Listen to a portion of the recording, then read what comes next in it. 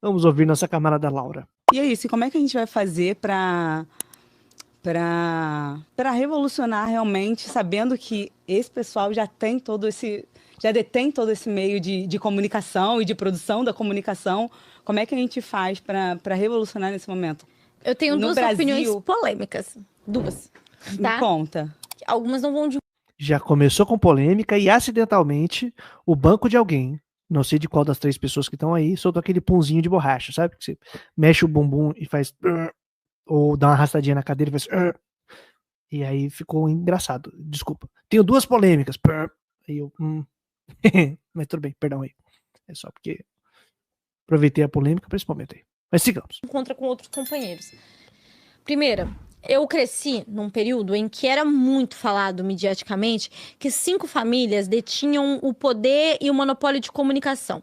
Quando eu falo assim, monopólio de comunicação das mídias tradicionais, eu tô falando de jornal, eu tô falando de revista e eu tô falando de emissoras de televisão. Sim. E aí se tornou uma coisa muito clara, por exemplo, a entrevista do Boni contando como ele manipulava para parecer que o Collor era trabalhador, passando coisa na cara dele no debate. Então, a gente cresceu entendendo assim, pô, as mídias tradicionais, elas têm opinião, elas têm lado, papapipopô. E aí nasceu essa ideia de que a internet seria um espaço neutro, onde que as informações circulariam de uma forma muito livremente. E que agora a gente tinha, que é aquela ideia meio monárquica, cada um é os donos dos meios de comunicação, porque tem a câmera, a gente conseguiria conter esse crescimento e falar do que a gente quer. Bom, se antes o nosso medo era que no Brasil 5 famílias tivessem um monopólio, vamos contar hoje, a nível mundial, quem tem o monopólio. É ainda mais monopolizado. O primeiro, Musk, com a Meta, que é dono de outras 4 empresas. Sim. A gente tem o Twitter, que é dono de um cara, que tem interesses políticos, o Elon Musk, que é o X, falecido Twitter. Tá muito mais centralizados. E o principal de todos, o Google. Sim. E os veículos de comunicação tradicionais, todos, hoje, dependem do Google. Dependem da meta. Porque eles precisam disso para fazer os anúncios. Até os que têm as suas próprias plataformas de anúncio precisam do Google para conseguir reverberar aquele anúncio que eles estão fazendo. Então, não é só você postar dentro da plataforma. Você precisa reverberar e isso é o Google que faz. Sim. Quando você vai no Google Maps para ir em um determinado lugar, e o Waze, que agora também foi comprado pelo Google, é um. O YouTube é do Google. O maior site de pesquisa, ou seja, a gente está falando do controle de informações, é do Google. A gente tem a centralização de informações do que você quer comprar, do que você pretende comprar, das suas inseguranças, porque tem muita gente que posta, estou com medo, estou doente. Tudo é o Google que tem informação. Sim. Se antes era preocupante que 5 famílias detivessem, bom, eu tenho uma péssima informação pra gente agora, dentro desse novo sistema. E tem esse elemento que a Laura tá comentando que passa por aqui numa boa, que é o lance de, além de ser esse meio de comunicação, é o meio de captação da informação, né? Tipo assim, de captação dos dados. Porque uma TV não ficava captando seus dados, um meio tradicional de comunicação não ficava para apresentar um conteúdo, não só para tomar o seu conteúdo, traçar um perfil da sua preferência e utilizar as informações que você está pegando para poder praticamente manipular o fluxo de informações para o algoritmo que chega até você. Simples assim, né? Então, é pior ainda se a gente for pensar. Essa, entre aspas, terra de ninguém tem proprietários muito específicos, né? Essa aquisição de pequenas empresas pelas maiores é algo natural do capitalismo, não é? Sim. A tendência é a monopolização, sempre. A grande vai querer assumir para si. E entendendo isso, muita empresa se cria para se vender. E aí que tá. Quando a gente fala de regularização das mídias, que eu acho um passo fundamental pra gente pensar... Peraí. Não fui só eu que errei o passo hoje. Laura também. Peraí, deixa eu dar o replay aqui. Eu falei, o pato materialista, viu como a palavra passo é um trava-língua? Não fui só eu. No mesmo dia, eu errei e Laura também. Desse nosso sistema. E aí que tá. Quando a gente fala de regularização das mídias, que eu acho um passo fundamental... Estamos juntos. Eu e você, Laura. Nós dois travamos é a palavra passo. A palavra passo está atrapalhando. É o pato. É o pato materialista. Algo está me dizendo que precisamos criar um perfil chamado pato materialista para a gente poder produzir conteúdo do pato materialista. Porque é a primeira vez que isso está acontecendo, não. Vamos lá, pro nosso pato. Eu fiz a mesma coisa agora há pouco. Mental pra gente pensar, a gente tá falando de impor limites em relação a como que eles vão atuar. Sim. A gente sabe que a única forma real que vai ser resolvido é quando eles não puderem operar dentro do Brasil, que a gente tenha uma autonomia para poder construir determinados nossas próprias redes sociais e tudo mais. Só a título de informação, perdão, gente, o professor Sérgio Amadeu, da Federal do ABC, tem muita produção e discussão sobre isso há anos, da necessidade da soberania digital. Só que isso não vai acontecer. Sim. Isso não vai acontecer. Eu acho que a gente precisa de pensar e ter responsabilidade com o que a gente está construindo. A gente está vivendo um período de ascensão do pensamento comunista, Sim. como um pensamento que vai de encontro com mudanças. Quando eu venho aqui no canal de vocês, por mais que a gente tenha quadros de entretenimentos, por mais que a gente brinque, eu tenho muita clareza que daqui uma semana não vão estar chamando 40 pessoas para serem sabatinadas dentro, sei lá, de uma lógica de entretenimento, que eu não tenho nada contra entretenimento, eu acho muito importante, mas dentro de uma lógica que vai ser prejudicial ao nosso campo. Sim. Eu acho que a gente precisa ter responsabilidade. Justo. Os influenciadores precisam estar a serviço de organização política. E a única métrica válida para a gente saber se o nosso conteúdo está sendo válido é o quanto isso está refletindo em organização política. Porque a gente não é a Virgínia. A gente não é a Virgínia. Não. Caraca, que frase da hora. A gente não é a Virgínia. Perfeito. A produção de conteúdo na internet, ela é pra quê? É pra quê?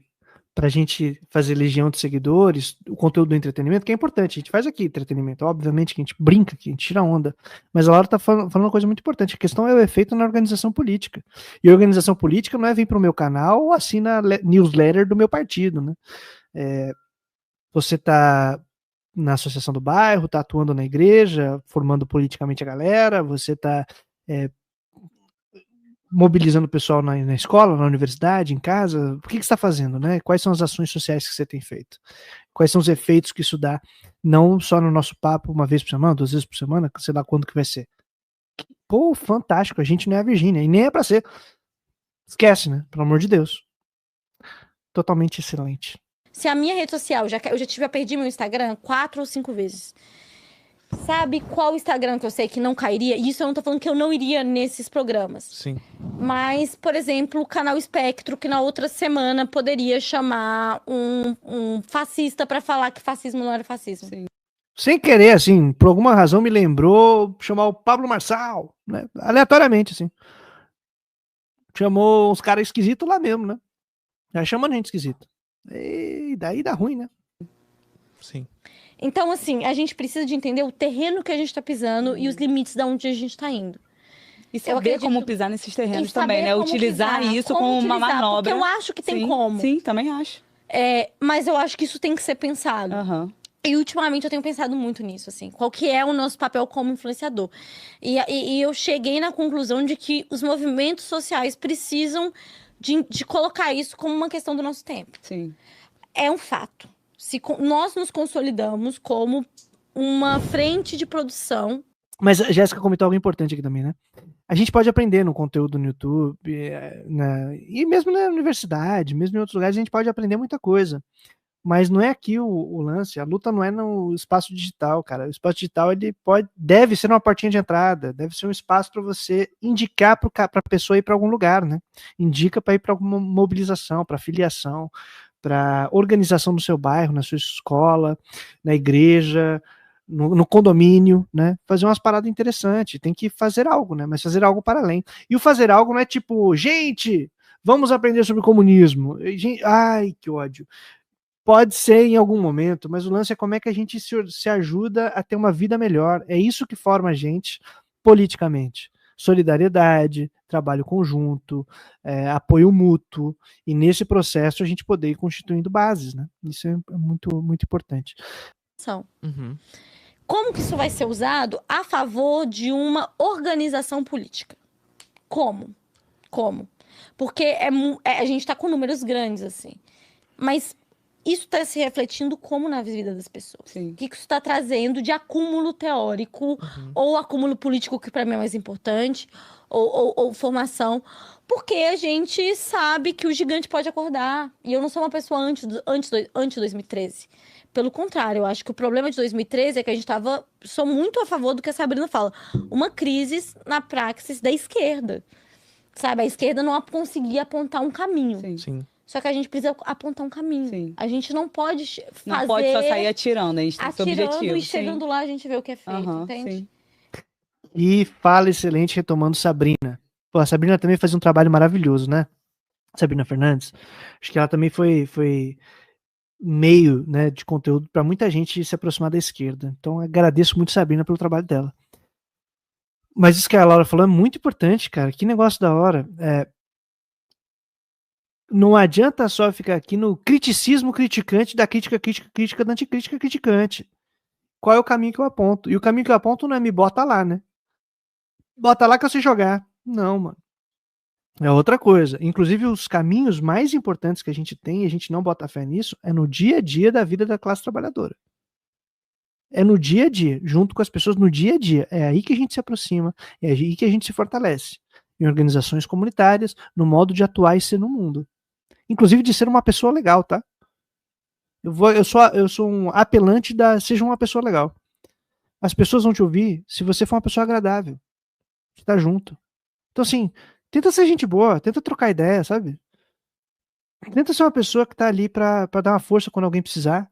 Isso é muito importante, tá disposto a trocar ideia, a conversar. E essa dinâmica das redes, ela só bota a gente pra tretar. E se a esquerda não toma cuidado, ela impede, especialmente uma esquerda mais radicalizada como nós, ela vira só o anti qualquer coisa, né? O anti tudo. E não consegue conversar, não consegue trocar ideia, não consegue mediar. Eu acho que eu já até contei uma fala que depois do React eu vou contar de novo uma historinha que eu tive com o pessoal do Conselho Latino-Americano de Igrejas, por exemplo. Foi uma parada muito massa, né? Então eu tenho essas duas visões, assim, em relação. Primeiro, ter a noção clara. As redes sociais não estão em disputa. Eu errei. Sim. Há 5 anos atrás, quando eu era uma das únicas que produzia conteúdo marxista e falava, estamos aqui para disputar a internet, eu estava errada. Sim. Caraca! Alguém pede autocrítica? Laura Sabino tá entregando e ensinando a gente. Obrigado, Laura. A internet é feudo, tem donos, é controlado por 4 pessoas com seus interesses políticos, com seus interesses econômicos, que fazem uma ferramenta lobby, muito grande para estar só para 4 pessoas e a gente achar que vai... que estão na frente do governo do Trump na primeira fileira. Eles têm os interesses políticos e econômicos deles. Quando sentirem que somos ameaça, acabou pra gente. É só bloquear a gente de tudo, tirar. É só cair. Sim. O que está sendo construído em relação a isso? Caiu as redes sociais dele, Chavoso da USP já perdeu as redes. Eu já perdi minhas redes. É uma coisa que a gente precisa estar conversando sobre. A gente precisa de conversar sobre isso. Beleza, estamos ganhando campo na internet. Eu fico muito, muito honrada. Não, nós somos enormes. É só organizar. A gente precisa, né, ter um objetivo, atirar naquele objetivo e ir. A gente tá indo com exatamente. Isso? Pô, esse é um papo muito sério mesmo. Tipo, essa frase, ela realmente tem que ser batida, né? As redes sociais não estão em disputa. A gente não vai ganhar elas. De maneira nenhuma. Imagina, gente. Hoje, no WhatsApp, tem um mecanismo que eles desenvolveram que ele dispara as empresas, né? A empresa pode contratar o serviço do WhatsApp, uma empresa pode contratar o serviço do WhatsApp para ele disparar em massa uma mesma mensagem, um mesmo conteúdo para pessoas, tá? Seja pessoas que você tem em contato, como prospecção, seja, inclusive, de certa maneira, até invasivo para pessoas que não necessariamente estão nessa prospecção da empresa, mas ele dispara pelo WhatsApp, então, um plano da meta aí, nos horários que você visualiza o WhatsApp, nos horários que são mais úteis para a pessoa ter o contato, para aquela mensagem chegar na hora que você abre o Zap. Então, naquele horário que você mais abre o Zap, é a hora que vai chegar a mensagem, para tentar casar essas duas coisas, equalizar isso.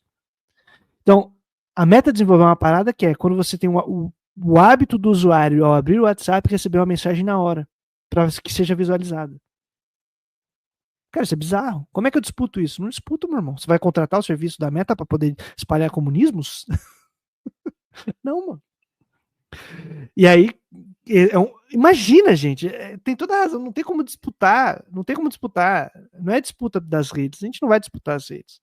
A gente pode auxiliar, em geral, com conteúdo, pessoas que acompanham a gente, então um canalzinho pequeno, um canal um pouco maior, mas com conteúdo qualificado, que sabendo das suas limitações, tem que planejar muito bem o que ele quer discutir. Então eu quero espalhar conteúdo, quero discutir de maneira formativa, é uma parada. Eu quero chamar as pessoas para organização política, como eu faço isso de maneira mais efetiva, não vai ser só na produção do conteúdo pelo conteúdo, na criticosa, né? Barroco, rococó. Pô, isso é muito massa. Cara, que papo gostoso. Faz muito sentido. Né? Eu acho que a gente não é a Virgínia. Não. Eu acho que pra gente não basta chegar a 2 milhões de seguidores. Sim. Eu acho que o que faz a gente realmente se tornar grandes e úteis vai ser a nossa capacidade de transformar isso em luta política, porque cá entre nós, e eu vou falar isso como uma pessoa extremamente crítica aos governos do PT, todas as críticas que a gente faz explica muito, muito bem o porquê o PT chegou onde chegou. Sim. Mas não explica o porquê que outras vias de esquerda não conseguiu ganhar a população em relação a várias coisas. E numa crise mundial que a gente vive. A gente pega os Estados Unidos, a gente pega a Europa. Todos estão passando por um período de crescimento da extrema-direita. Sim. Do ponto de vista materialista dialético, a gente tem o porquê disso. A gente está vivendo uma crise global do capitalismo. Uhum. E toda vez que a gente está num período que o cíclico está embaixo, Sim. nessas crises cíclicas, a gente está numa crise, surgem, desculpa Gramsci, monstros. Sim. Pô, vou seguir aqui a linha da Laura. A Laura acabou de fazer aquele ajuste metodológico que a gente está comentando. Ela olha a conjuntura para pensar as teorias que são utilizadas para a mobilização dos sujeitos. O que a gente comentou agora há pouco. Laura está fazendo isso. Porque quando vai a crítica, o Lula, o PT, a esquerda e não sei o que lá, e aí a culpa é do sujeito, do indivíduo que está ali, para olhar o que ele diz, para olhar a conjuntura. Está fazendo o contrário. Laura acabou de fazer o inverso e perceber aquilo que claramente tinha que estar óbvio para todo mundo, que no mundo inteiro, num sistema globalizado, nós estamos vendo os mesmos movimentos de crescimento, de fascista. Então eu não posso culpar uma crise interna dos partidos de esquerda brasileiros. Assim, não é racional. Não, é o mesmo problema em todos os países. Os partidos de esquerda de todos os países estão fazendo as mesmas coisas, né? Não, gente. Pelo amor de Deus. Se tem um sistema, tem uma crise sistêmica, uma questão sistêmica, é sistema que eu tenho que olhar, é conjuntura. Então, tá corretíssima a linha da Laura. E é errado quem parte de fazer o movimento contrário. Olha, é culpa da esquerda que não enfrenta não sei o quê. E olha só para as... Como se o sujeito tivesse apenas suas forças de vontade, né, suas forças internas para se realizar e fazer a história acontecer. E não fosse a história que dá condições para a gente poder atuar dentro dos limites que ela oferta. Então é mais um grau de idealismo e de voluntarismo. Né? Se a gente quiser, nós é brabo, nós é faz. Tá errado, cara. Tá errado. Isso é uma análise completamente equivocada. Tava ontem, já eu vou falar sobre isso, mas discutindo ontem numa formação que eu estava dando, eu comentei para o pessoal, por exemplo, sobre a teologia da libertação. A teologia da libertação, e dentro de muitos movimentos católicos, disse, o limite do nosso progressismo é porque a gente não fez tal coisa. Pode até ser, mas não é só isso, tem que olhar a conjuntura. E quando eu apresentei a estrutura da conjuntura, ou seja, dos processos históricos do que estava acontecendo, falar, gente, vocês podiam mudar a estratégia de vocês, não importa, vocês iam tomar um pau. A conjuntura mudou e as condições também, de modo que aquilo que era feito não tinha como dar continuidade. Então, limita, tem hiato, é enfraquecimento conjuntural, e agora a gente consegue fazer uma análise adequada.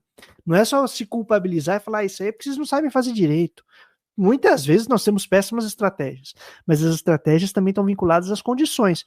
E no processo que a gente está vivendo de modernização capitalista, de avanço neoliberal, tudo é muito rápido, então a gente não consegue acompanhar on time, né? Eu gosto de brincar assim, O processo de gestação de um movimento revolucionário ou de movimento popular é muito mais lento que o processo de destruição praticado por quem já executa o poder. Quem executa o poder tem o poder imediato, ou seja, ele não precisa criar uma mediação, criar uma instituição, criar processos para realizar uma ação. Quem está no poder, quem tem estrutura de poder, já executa imediatamente. Quem tem que criar uma nova mediação, quem tem que criar uma nova instituição, quem tem que criar um espaço para realizar sua ação, tem um processo de gestação longo. Então, os movimentos populares, os movimentos trabalhadores são sempre muito mais demorados do que o processo histórico de execução imediata do poder.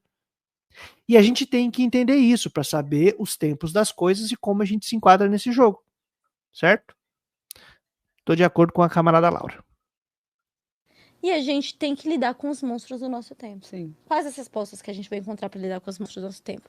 A minha organização política. Sim. Até para que nesse próximo momento a gente tenha a possibilidade de pautar esse debate, pautar essa rebeldia, né? Sim. Porque é justamente isso, né? Nesses momentos de crise, de crises do capitalismo, crises cíclicas do capitalismo, que são inerentes ao próprio capitalismo por conta dessas contradições que ele mesmo produz, a população sente ainda mais essas contradições. É isso.